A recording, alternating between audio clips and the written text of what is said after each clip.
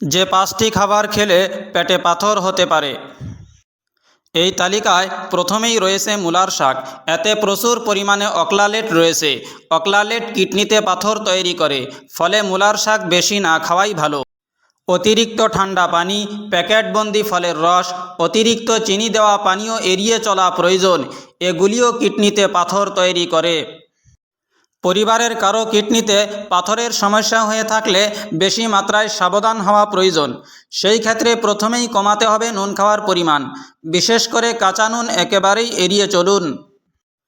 প্রয়োজনের অতিরিক্ত কফি বা চা খাওয়াও ভালো নয়। দিনে 1 থেকে 2 কাপ পর্যন্ত ঠিক আছে। দীর্ঘদিন এর চেয়ে বেশি চা খেলে পাথর জমার আকাঙ্ক্ষা বাড়ে।